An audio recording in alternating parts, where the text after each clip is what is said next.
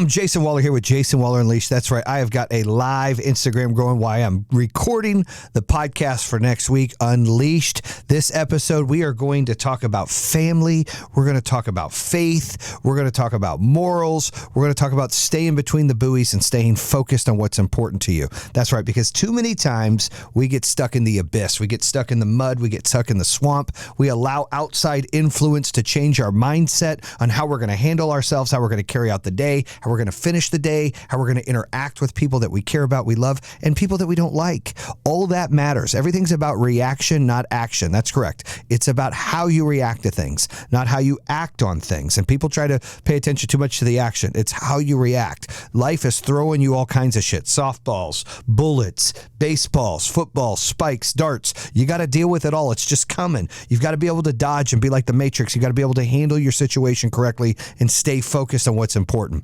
So I want to talk a little bit about faith. I don't get to talk about it a lot, not for any reason. I just, usually the stuff I'm talking about, I try not to pour it on everybody, but it's been asked to me a lot, where's your faith? Do you have faith in God? Do you believe in God? The answer is yes. Yes, I believe in aliens. And yes, I believe in God, and I think they can coexist. I'm not going to get into the details of this episode on how I believe in that. You'd have to watch other episodes to kind of see the details of what I believe and how I think they're interconnected and intertwined, and why I think it's important of, every civilization had some kind of God or being that came from the sky that they worshiped that had powers, and I call those aliens. And so, listen, we can talk about that for days, but I want to explain, yes, I have faith. Yes, I believe in God. Yes, me and my family have been baptized. Yes, I pray every day, at least once a day, if not 2 or 3 times a day. I'll be in the car and just say a prayer. I used to pray every night with my son before we went to bed. We got away from that. I want to get back to doing that. I don't know if he's too cool for school to do that, him being 13 years old, but I do like to pray with my family when I can. But I do pray. I'll be in the shower. That's when I do a lot of praying. I'm in the shower. I jump in a hot shower, and it's fucking 113 degrees. I got a little temperature sensor. And I'll just let the water beat on me, and I'll just think and pray and plan. And sometimes my brain races so much I got to run out of the shower, fucking ass out everything, just run over, grab my phone, and message myself something so I don't forget. I don't know if you guys ever do that, but man, my brain works like a damn pinball machine. And so if something pops up that's important to me that I want to remember and I want to discuss or I want to handle, I got to run out there and I got to take a note of it. I've got to find a better way to track notes. I've got notepads and I've got notes, and I'm always tracking these things. Things come to my mind. Like this morning, something popped in my mind at 5:30. I was texting somebody. I'm like, sorry for the early text, but I need you to do this. I don't want to forget about it, so I'm sending it to you. It's 5:30 in the morning. Like, my shit never rests. But that's where I do a lot of my praying. I do a lot of my praying in the shower. I think and I pray. It's kind of like serenity to me. It's a moment of peace. I want to start meditating, and maybe I kind of do meditate in there. I really don't know how to meditate, but I'm in there just thinking and letting the water beat on me and praying and analyzing. And I'm sure most of you do the same thing, but I'm in there a good 15, 20 minutes of hot water. Then I turn that shit on cold as it gets. Ice cold water. I bust out 30 push-ups while the water's beating down on me. And then I got to wiggle and dance in it for another minute and a half if I can. It's tough. And then I come out and I'm like giggly and full of energy, and my endorphins and everything's high because of the cold water, and I feel amazing. I'm ready to conquer the world. But we're talking about faith, talking about what you believe in. I am never one to push on what people should believe or shouldn't believe. I grew up not going to church. I grew up where my parents really didn't believe in God when I was little. They do now. It was never forced on me. I messed with faith a little bit, church a little bit when I was 14, going with a guy named in Arizona, Jose Ortega. I go with his family a few times to this church over in South Phoenix, and we would go, and I loved it. I was like, this is amazing, right? But then when I moved to North Carolina, I really didn't go to church. There was Southern Baptist church, just wasn't for me. Felt too fabricated at the time. And then, when I met my wife, she grew up Catholic. And, we went through, after my son was born, I went through this whole thing of, I want to get to a point to where I have a relationship with God. And I remember we would only go to church back in the day, only on Christmas, maybe Easter.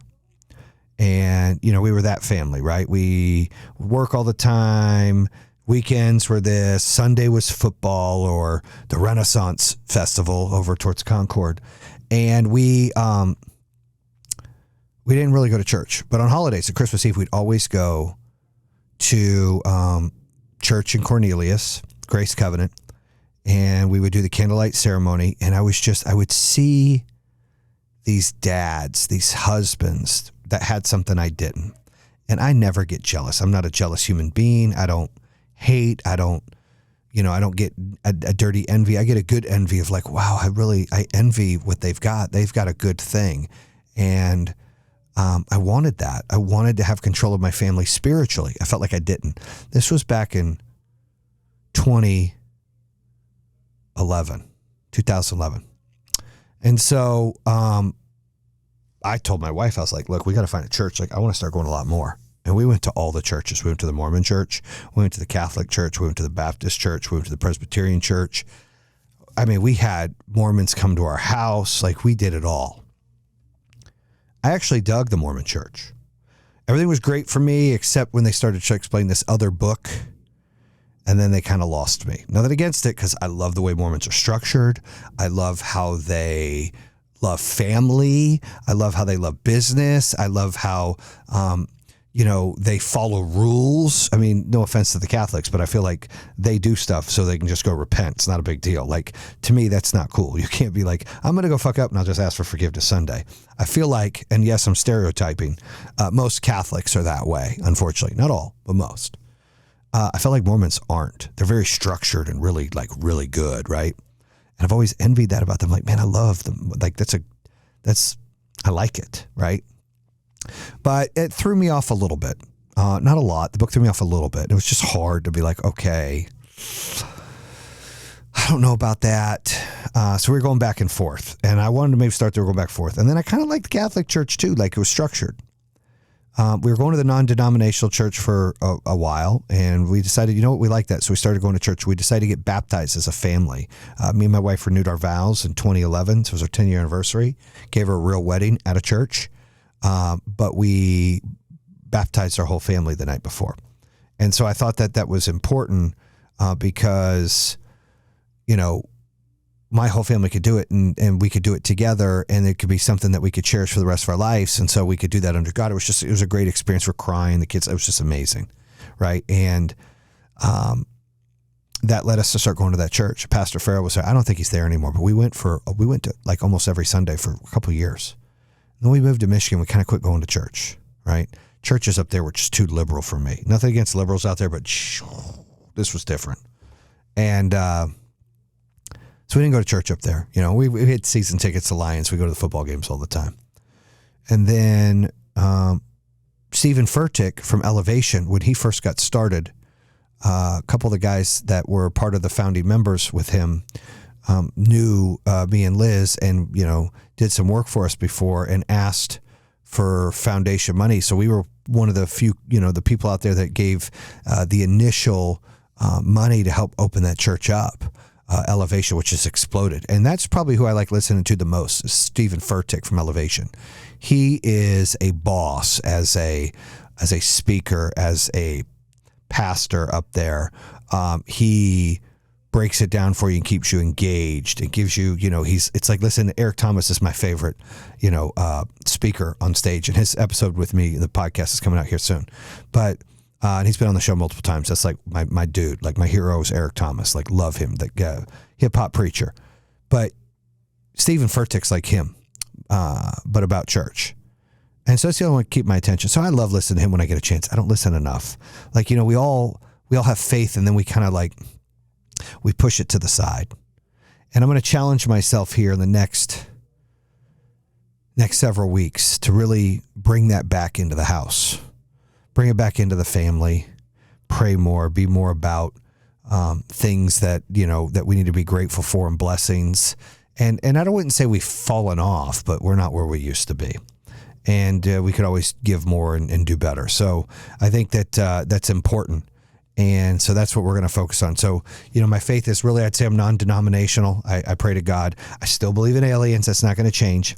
And look, I've got family members that are all over the board, right? I've got my sister. I don't know. Her religion's very strong. It's a Christianity, but it's like her own thing. I wouldn't say they're cult, but it's cult-like. But to each his own. That's what she likes. Whatever. That's what she likes. My mom kind of fades that way a little bit. She's been all over the place. She studied Judaism, Christianity, like all of it. She's just done so much. She's bounced around, right?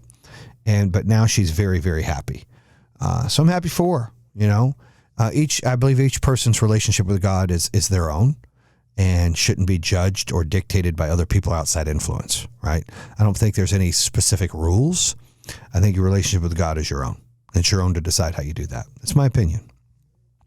So we talked a little bit about faith. I want to talk about, family and focus. So I've got some news recently that is exciting, confusing, a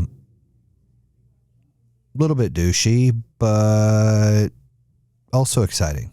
So I recently found out, literally 2 days ago, that it is very, very, very, very possible I have an older half sister. Just found out. So what that means is my dad, before he met my mom, he told my mom about this, that he thought he had, or he was almost certain he had a daughter out there that he never found. They never really told us. He joked around. For those that know my pops, dude, he's just full of shit and jokes all the time. He's like, yeah, I got some kids running around here. He's always kidding, right? And we never took him serious. It's me, my brother, and my sister. My brother's 4 years younger than me, and my sister's 7 years younger than me. And each one of us is the complete opposite. My sister's like way over here, and then my brother's like way over here, and I'm kind of in the middle. So,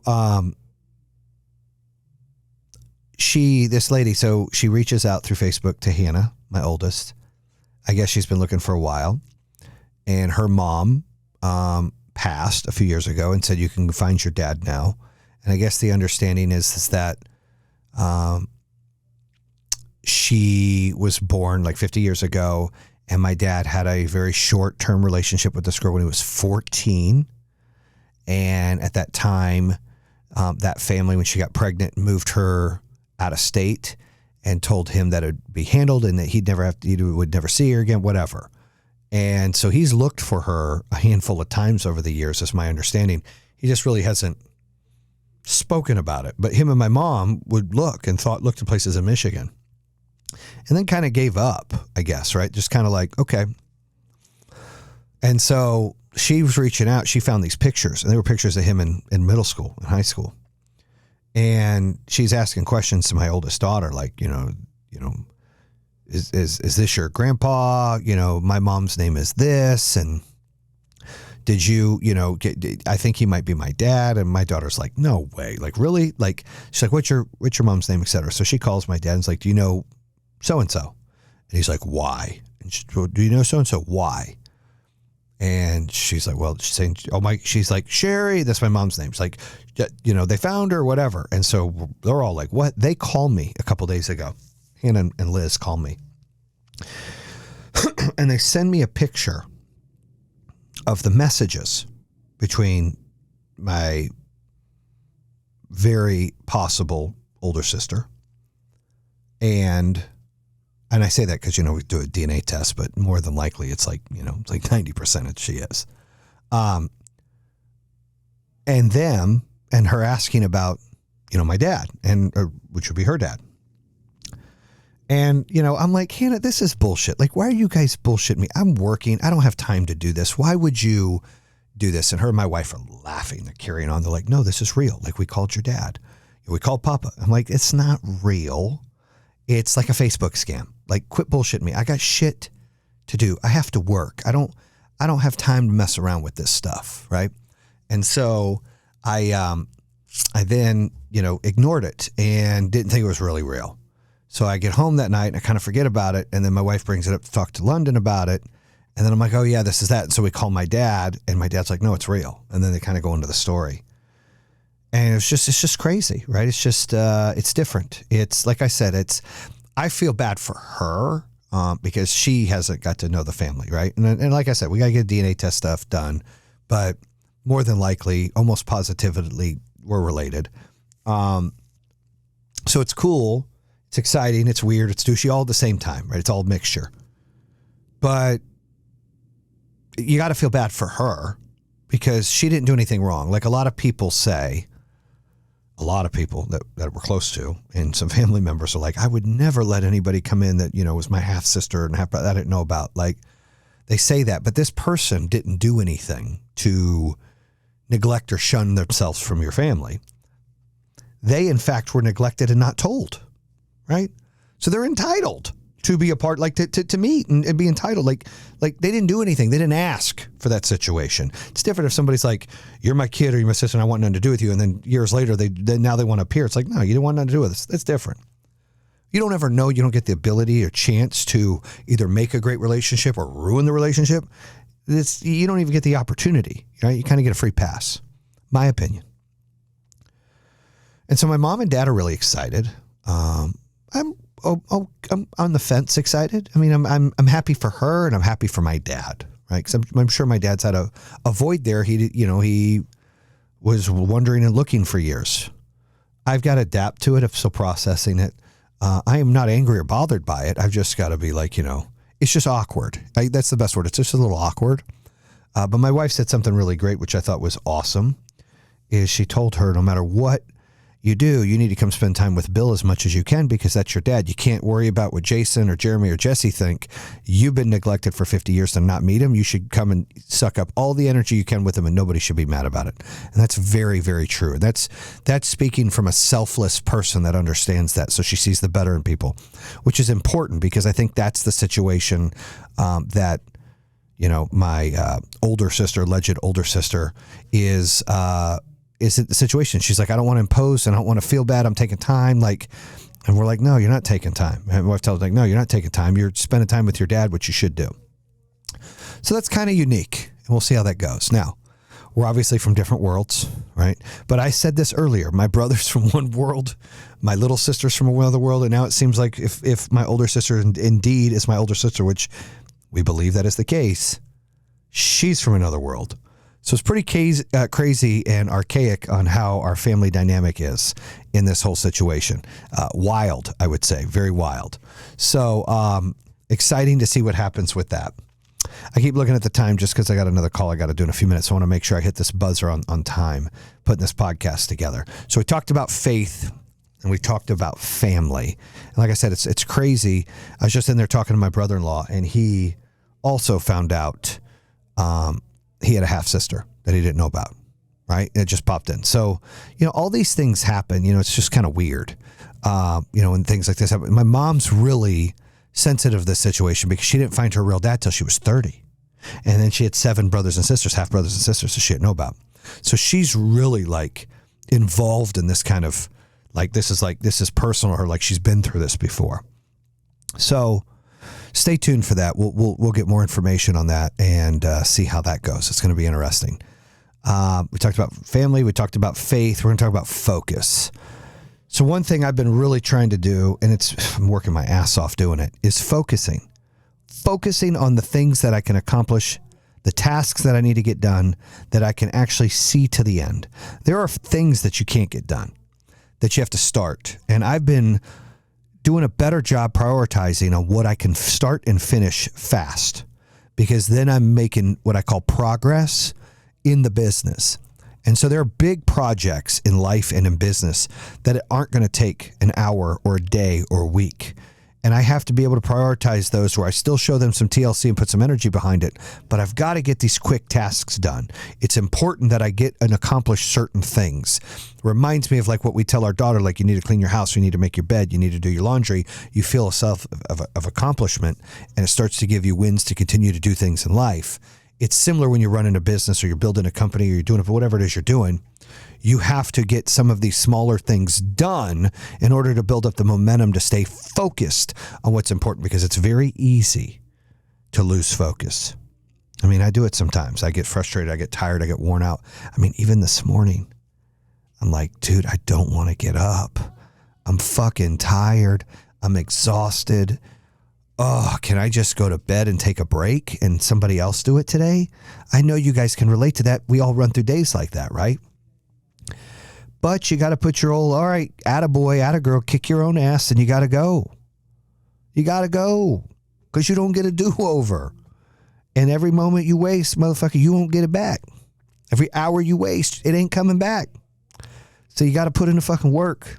You got to put a dent in this universe, man. I'm fucking doing everything I can, building the shit out of this, so we can put a dent in this universe, so I can look back in 5 months, 8 months, 10 months, 12 months, 16 months, 20 months and go, hell fucking yeah.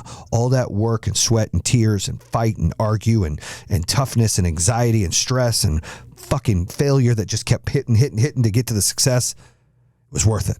But right now, when you're in it, it sucks. And I say that because we can add that to relationships.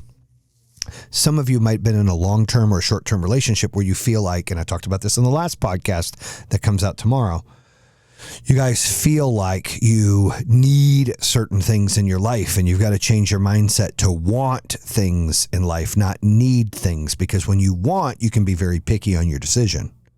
You can select what's best for you, not what you think you need, and you're settling in life for a job or a spouse or a friend. We all have to learn to change our mindset to do that. It's the same thing with staying focused.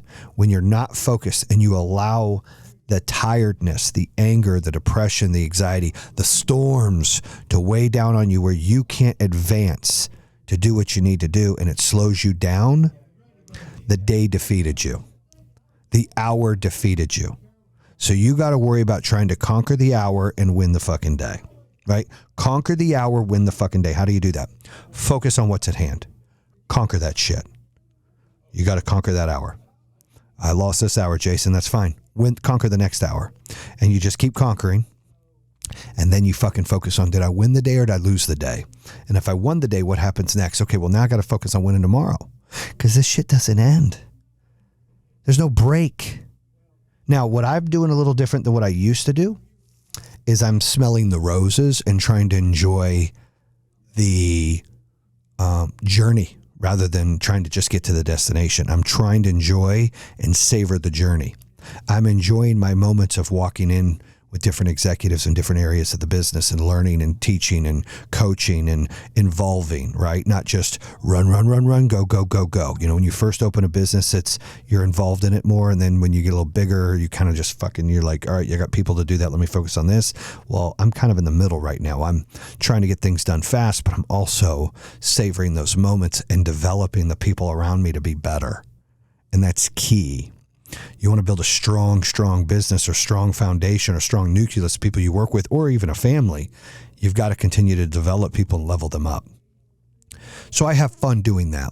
That's been important to me. I go into this office, talk to this person. I go into this office, they come in here, they sit down, we chat, and I'm able to, elevate them up and explain my thought process. And I feel like I've grown so much. Yes, I'm in pain from the Generac stuff. Yes, I feel bad for all our customers. Yes, I feel bad for all our ex-employees. Yes, I wish Aaron Jagfeld would have to pay the piper and Generac would make it all right from everybody. But I don't know how realistic that's going to be. It really depends on how the lawsuits go, and they've got a ton of them.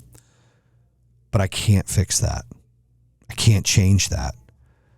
And so I talk about this all the time. I've grown so much because of that. I've become numb to certain things. They don't scare me as much. I've become numb to problems or fear. And look, in my last business, you get so big, you almost feel fearless. I wouldn't say you're fearless, but you can feel fearless. Because, you're so big, you got so much talent around you. But on any given day, you can lose everything. Take it from me. You can lose everything in one day and not know it. And it can be out of your control. And everybody out here pounds their chest and you control everything. No, you don't. You can only control how you react to everything. Let me say that again. You can't control everything. You can only control how you react to everything. What does that mean? Well, that means you can't control if you're going to win or lose today.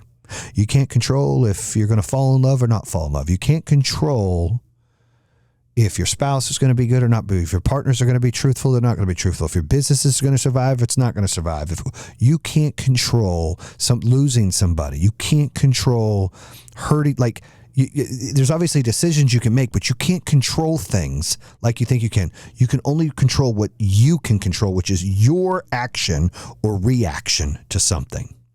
Period. Some of these things are out of your control.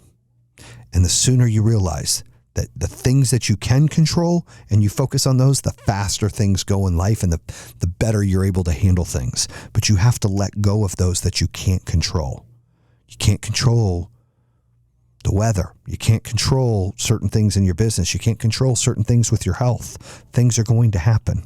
But what you can control is your reaction and your action to those things. I'm reacting this way and I'm going to act this way to get things done. Or I'm going to be proactive, right? You got to have these things in place in order to really grow and to conquer that hour and win that day. All right, I'm going to wrap it up here. I've got to get on another call. I appreciate you. Make sure you follow the show on Apple Podcasts, Google Podcasts, Spotify, and YouTube. Bam!